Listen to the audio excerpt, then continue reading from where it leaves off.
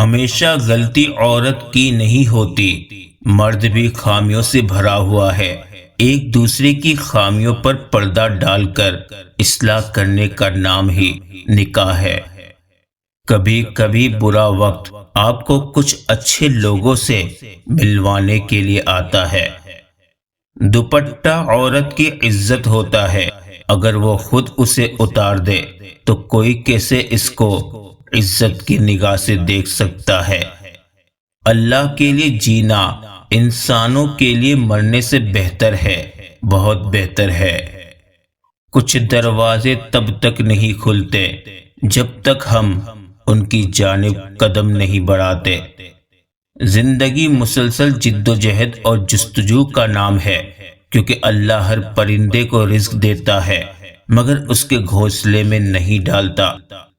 تیری رحمتوں پر ہے مقصر میرے ہر عمل کی قبولیت، نہ مجھے سلیقہ التجا نہ مجھے شعور نماز ہے۔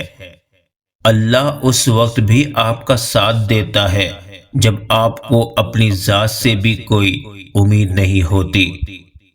عمر کی اونچائیوں پہ چڑھتا ہوا شخص یہ بات بھول جاتا ہے کہ وہ در حقیقت زینہ در زینہ 2 گز زمین میں اتر رہا ہے۔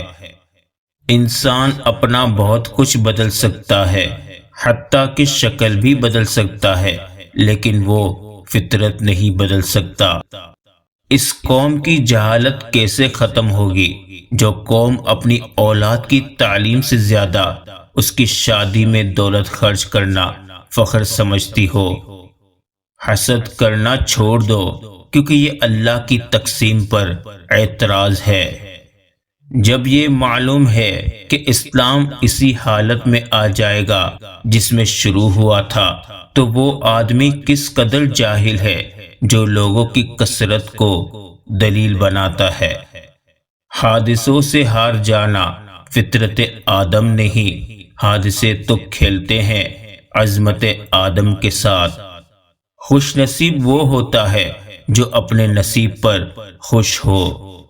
زندگی شکوے نہیں سنتی، فیصلے سناتی ہے، صبر ہی سہارا بنتا ہے بالآخر۔ ایک باپ کا سب سے مسرت بھرا پل وہ ہوتا ہے جب لوگ کہتے ہیں کہ بیٹا باپ جیسا ہے۔ ہمارا المیہ یہ ہے کہ ہم رحمت کا حصول چاہتے ہیں، لیکن وہ اعمال نہیں کرنا چاہتے جو رحمتوں کا باعث ہے۔ انسان کی پہچان علم یا تعلیم سے نہیں ہوتی، بلکہ انسان کی پہچان اس کی اچھی تربیت اور اس کے اندر موجود ادب سے ہوتی ہے، کیونکہ علم تو ابلیس کے پاس بھی بہت تھا مگر وہ کمبخت ادب سے محروم تھا۔ حقیقی مرد وہ ہے جو اپنے جسم کی موت سے نہیں بلکہ اپنے دل کے مردہ ہونے سے ڈرتا ہے۔ اللہ تعالیٰ نے ایسی کوئی رات نہیں بنائی جس کے بعد دن نہ ہو، اور ایسی کوئی مشکل نہیں بنائی جس کے بعد آسانی نہ ہو۔ اللہ تعالیٰ پر توکل کیجئے اور صبر کیجئے، اللہ ہم سب کی مشکلوں کو آسان کرے، آمین۔ مومن پر کوئی نہ کوئی آزمائش آتی رہتی ہے تاکہ اس کے بعد اس کے ساتھ بھلائی کا معاملہ کیا جائے۔ نیک بیوی آپ کی کوشش سے نہیں ملتی، یہ اللہ تعالیٰ کی عطا ہے جو اس کے پرہیزگار بندے کو دی جاتی ہے۔ نظر کی حفاظت زبان کی حفاظت سے زیادہ ضروری ہے۔ جان لو کہ سب سے بڑا دروازہ جس سے شیطان انسانوں میں داخل ہوتا ہے وہ جہالت ہے۔ اللہ تعالیٰ کسی پہ ظلم نہیں کرتا، لوگ خود پر خود ظلم کرتے ہیں۔ اللہ کی محبت وہ محبت ہے جو سیکھ جاتا ہے وہ جیت جاتا ہے۔ قرآن پاک کی خوبصورتی یہ ہے کہ آپ اس کے پیغام کو بدل نہیں سکتے، ہاں مگر وہ آپ کو بدل سکتا ہے۔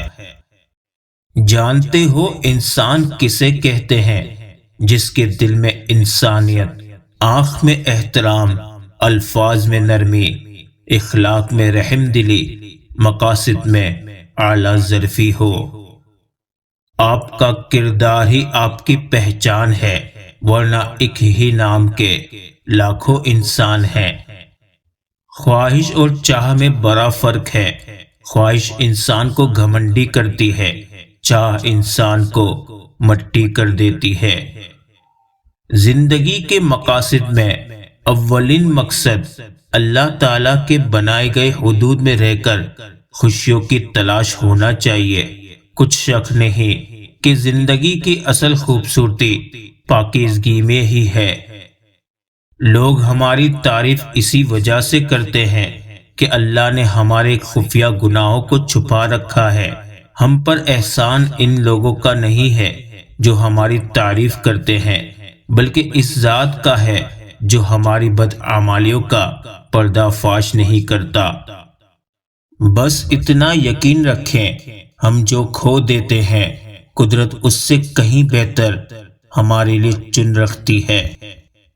چہرے بدصورت نہیں ہوتے، انہیں دیکھنے والی آنکھ خوبصورت یا بدصورت ہوتی ہے جو سامنے والے منظر کو اپنے ظرف کے مطابق رنگ دیتی ہے۔ انسان رشتے کی تلخیاں کبھی بھی نہیں بھولتا، مگر رشتوں کو آگے بڑھانے اور نبھانے کے لیے بہت مرتبہ اسے یہ ثابت کرنا پڑتا ہے کہ اسے کچھ بھی یاد نہیں۔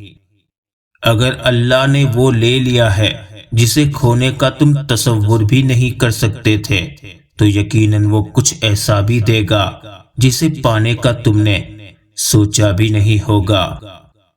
تربیت اچھی ہو تو انسان کا ضمیر خود اس کے کردار کی حفاظت کرتا ہے۔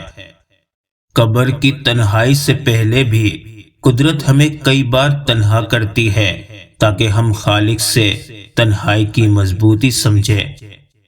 پتہ ہے صبر اتنا مشکل کیوں ہوتا ہے؟ کیونکہ اللہ نے صبر کے صلے میں کن کا معجزہ رکھا ہے۔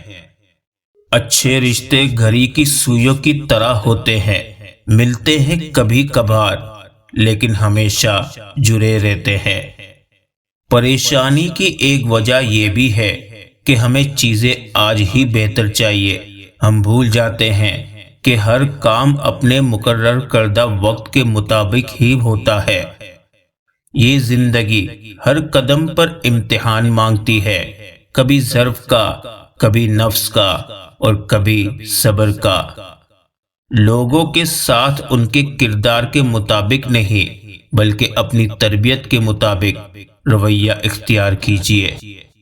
یہ تلخ حقیقت ہے کہ آپ کی بات کو توجہ آپ کی حیثیت دیکھ کر ملتی ہے۔